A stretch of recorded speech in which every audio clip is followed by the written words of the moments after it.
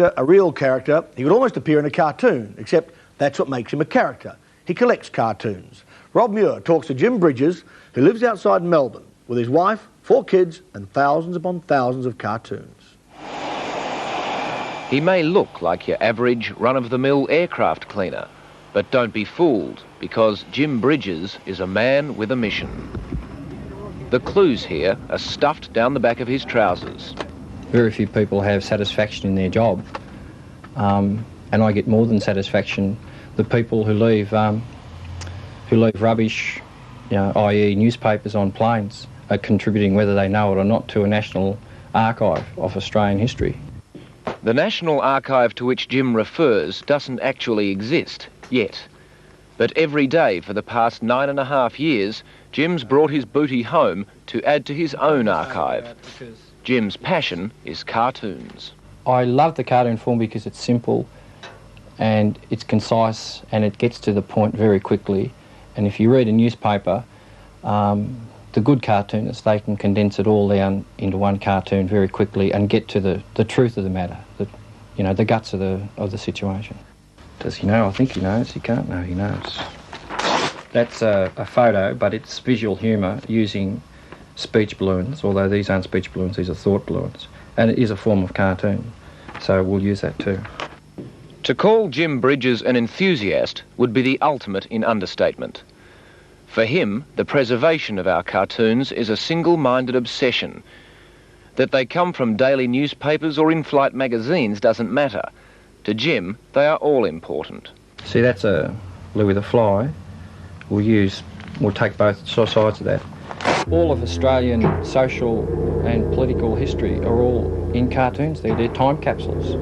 They're wonderful things. They're like, I sometimes, when I get very frustrated, I feel like I'm walking around before the gold rush started and I'm picking up all the gold because no one's interested or they can't see the potential, what lies in a cartoon for its expressive qualities. And I feel privileged that I'm doing, early hours in the morning, I feel like some Madame Curie who's doing something important. In 10 years, Jim has collected about 3 million cartoons from all over the world. He has them all indexed and filed, whether they be personalities or subjects.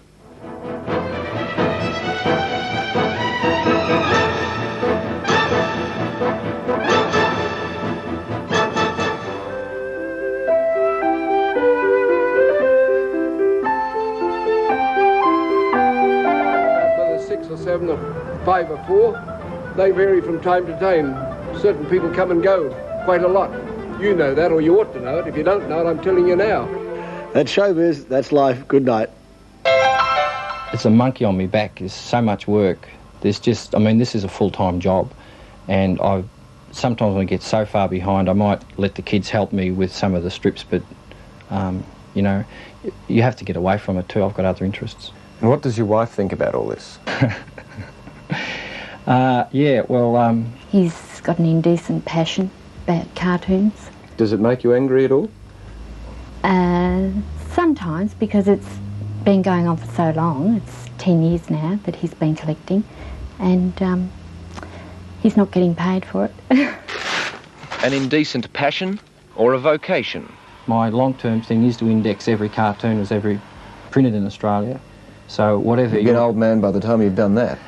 Yeah, I'll be an old man. I've become an old man doing all this, actually. I had a bit more hair when I started, for a start. I wonder if anybody told Jim Bridges that where he lives in Sunbury, Victoria, he's only a comic's throw from one of Australia's greatest cartoonists, Ron Tanberg.